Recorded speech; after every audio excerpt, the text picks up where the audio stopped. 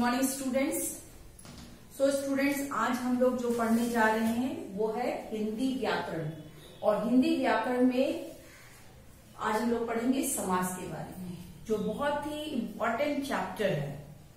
ये आप स्टैंडर्ड 10 तक आपको इस चैप्टर से पढ़ना होगा कि समास क्या है। बहुत से प्रश्न समास से संबंधित पूछे जाते हैं। तो सबसे पहले हम जानेंगे कि समास है क्या, समास किसे कहते हैं। तो सबसे पहले यहाँ मैंने आपको समास की परिभाषा लिखा है। समास जो है दो या दो से अधिक शब्दों के मेल से बने शब्द समास कहलाते हैं। दो या दो से अधिक शब्द जब आपस में जुड़ करके एक नए शब्द का निर्माण करता है उसे हम समास कहते हैं। अब कैसे एग्जाम्पल हम लोग देखते हैं। क्या है? विद्या के लिए आलय। ये क्या हो गया? विद्या के लिए आलय। अब दो या दो से अधिक शब्द क्या हो रहा है? आपस में जुड़ रहा है और जुड़ने के बाद एक शब्द का निर्माण करता और वो शब्द क्या हो गया? विद्यालय। क्लियर हो गया? अब दूसरे एग्जाम्पल में हम लोग देखेंगे माता और पिता। यहां भी क्या हो गया? यहां भी दो शब्द, एक पहला शब्द माता और दूसरा शब्द पिता। ये दोनों शब्द आपस में जुड़ करके एक शब्द का निर्माण करते हैं और वो शब्द क्या होता है? माता पिता। ठीक है, एक एग्जाम्पल और हम लोग देखेंगे। थर्ड एग्जाम्पल, गंगा का जल। अब इसमें भी एक शब्द, दो शब्द आपस में जुड़कर एक नए शब्द का निर्माण करता है और वो शब्द क्या होता है? गंगा जल। ऐसे अनेक शब्द हैं। रसोई घर, पुस्तकालय, घुड़सवार, जो घोड़े पे सवार है ना, घोड़ा और सवार, ये दो शब्द जुड़ करके एक नए शब्द का निर्माण करता है और वो शब्द क्या होता है? घुड़सवार। उसे ही हम क्या कहते हैं? उसे ही हम समास कहते हैं। में दो शब्द माता पिता, विद्यालय, गंगा जल आपस में जुड़कर एक नए शब्द का निर्माण करता है और वो है विद्यालय, माता पिता और गंगा जल। इसे ही हम क्या कहते हैं? समास कहते हैं। समास में दो पद जुड़ते हैं। लेकिन अगर हम पूछा जाए कि संधि किसे कहते हैं, संधि भी आप लोग नहीं पढ़े, लेकिन अगर पूछा जाए प्रीवियस में आप लोगों ने पढ़ा होगा संधि के बारे में, संधि किसे कहते हैं? तो संधि में दो वर्ण आपस में जुड़ता है। समास में क्या हुआ? दो पद जुड़ता है। समास में दो पद जुड़ता है और संधि में दो वर्ण आपस में जुड़ते हैं। दो वर्ण आपस में जुड़कर एक नए शब्द का जो निर्माण करता है उसे हम संधि कहते हैं। लेकिन समास दो पदों के जुड़ने से एक नए शब्द का निर्माण करता है, उसे हम क्या कहते हैं? समास कहते हैं। क्लियर हो गया इतना कि समास और संधि में क्या फर्क है? अब है कि समास में समस्त पद क्या है? समस्त पद क्या है? तो समस्त पद का मतलब है समास रचना में दो शब्द। पहला शब्द क्या है? पूर्व शब्द, पूर्व पद। इसको हम लोग पहला पद भी कहते हैं। ध्यान से देखिएगा, ये दोनों बहुत इंपॉर्टेंट है। पूर्व पद और उत्तर पद। उत्तर पद को हम लोग दूसरा पद भी कहते हैं। क्लियर? तो समास रचना में दो शब्द पूर्व पद और उत्तर पद के मेल से बना पद समस्त पद या सामासिक शब्द कहलाता है। मीन्स पहला पद और दूसरा पद जब मिलता है तो उसे हम समस्त पद कहते हैं। अब जैसे कि मैंने एक एग्जांपल आपको दिया था, चार राहों का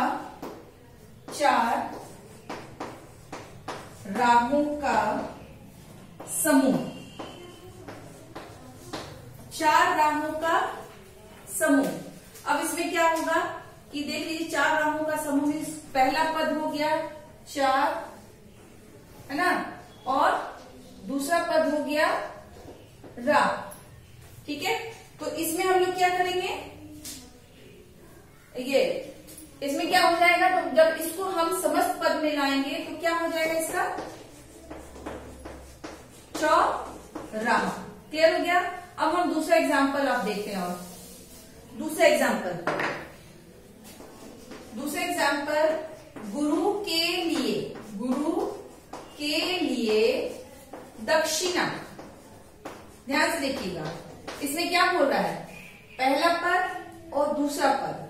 तो पहला पद क्या हो गया, गुरु, ये पूर्व पद हो गया, और दक्षिणा जो हो गया ये उत्तर पद हो गया। ठीक है, ये पूर्व पद है और ये उत्तर पद है। जब इन दोनों को मिलाने के बाद जो पद बनता है उसे हम समस्त पद कहते हैं। तो इसको हम मिलाएंगे, गुरु और सेकंड पद क्या है, उत्तर पद क्या है, दक्षिणा। तो इसको जब हम मिला लेंगे तो क्या बन जाएगा, गुरु दक्षिणा। क्लियर हो गया। तो पहला पद और दूसरा पद मिलने के बाद एक शब्द का निर्माण किया, और वो शब्द क्या है, गुरु दक्षिणा। अब यहाँ पर के लिए, ये के लिए क्या है, ये इसका लोप हो जाता है, ये खत्म हो जाता है। ये कारक के विभक्ति चिन्ह का, जब हम इसको समस्त पद में लाते हैं तो कारक के विभक्ति चिन्ह का लोप हो जाता है, तो उसे ही हम समस्त पद या समासिक शब्द कहते हैं। क्लियर हो गया। अब हम थर्ड नंबर में है समास विग्रह। आप लोगों को प्रश्न आता है कि समास विग्रह करें। विग्रह का मतलब अलग कर देना, हटा देना, तोड़ देना, है ना। तो समस्त पदों को विभाजित करना समास विग्रह कहलाता है। अब यहाँ पर देख लीजिए, आप एक ही एग्जाम्पल्स में समझ में आ जाएगा। यहाँ पर जब हमने समस्त पद में लाया तो क्या लाया हमने, गुरु दक्षिणा, गुरु दक्षिणा, ये समस्त पद है। अब यहाँ पर क्या बोल रहा है कि इसको विग्रह करना, मीन्स इसको तोड़ देना, वो समास विग्रह। तो हाँ, अगर हम गुरु दक्षिणा को तोड़ेंगे, इसका विग्रह करेंगे तो क्या होगा, गुरु के लिए, क्या करना है हमको यहाँ पर, के लिए दक्षिणा। और जब तोड़ना, जब हम इसको विग्रह करते हैं तो कारक के विभक्ति चिन्ह जो यहाँ पर खत्म हो गए थे, गौण हो गए थे, लोप हो गए थे, वो वापस फिर इसमें वो ऐड हो जाते हैं, फिर वापस आ जाते हैं। जब इसको हम तोड़ते हैं तो जिसको हम पहले हटा दिए थे, फिर उसको हम लोग क्या करते हैं, यहाँ पर वापस लेके आते हैं। अब मान लीजिए कि एक एग्जाम्पल हम और दे रहे हैं, एक एग्जाम्पल और दे रहे हैं, घुड़सवार। ये समस्त पद है ना। दो शब्दों के, घोड़ा और सवार, दो शब्दों के जुड़ने से ये शब्द का निर्माण है। अब उसको अगर हमको विग्रह करने दिया जाएगा, तोड़ने दिया जाए, तो हम क्या लिखेंगे, घोड़े पर सवार, घोड़े पर सवार। अब पर जो है क्या है, ये कारक के विभक्ति चिन्ह है। तो आप लोग कारक के विभक्ति चिन्ह जानते होंगे। कर्ता ने कर्म को करण से संप्रदान के लिए अपदान से संबंध काके की अधिकरण में पर, तो ये क्या है, ये अधिकरण कारक इसमें आकर के जुड़ गया। और इसमें क्या है, कर्ता ने कर्म को करण से संप्रदान के लिए, संप्रदान के लिए, ये संप्रदान कारक के विभक्ति चिन्ह है।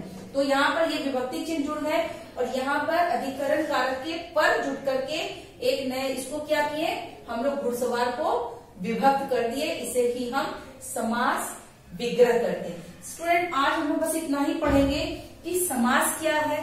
समास में दो पद जुड़ते हैं, संधि में दो वर्ण आपस में जुड़ते हैं। समास क्या है, जब दो पद आपस में जुड़ करके एक नए शब्द का निर्माण करता है, उसको हम समास कहते हैं।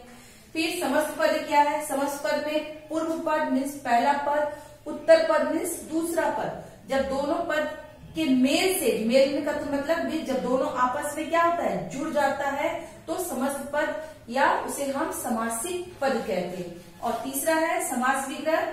जब समस्त पदों को जब हम अलग अलग कर देते हैं, अलग कर विभाजित करते हैं, उसे हम समास विग्रह कहते हैं। अब समास को जो है 6 भागों में विभक्त किया गया है। 6 भाग कौन कौन से हैं? तो सबसे पहला है अवयवी भाव समास, तत्पुरुष समास, कर्मधारय समास, द्विगु समास, द्वंद्व समास और बहुब्रीहि समास। तो ये जो 6 समास जो है, जो हमारे लिए बहुत ही महत्वपूर्ण चैप्टर है, इसे हम नेक्स्ट क्लास में हम लोग पढ़ेंगे कि अवयवी भाव समास किसे कहते हैं, तत्पुरुष समास किसे कहते हैं, इसके बारे में हम लोग नेक्स्ट क्लास में जानकारी हासिल करेंगे। तब तक आप लोग इन परिभाषाओं को अपनी कॉपी में उतार लीजिएगा, साथ ही साथ इसे अच्छे से आप लोग लर्न कर लीजिएगा। So thank you student.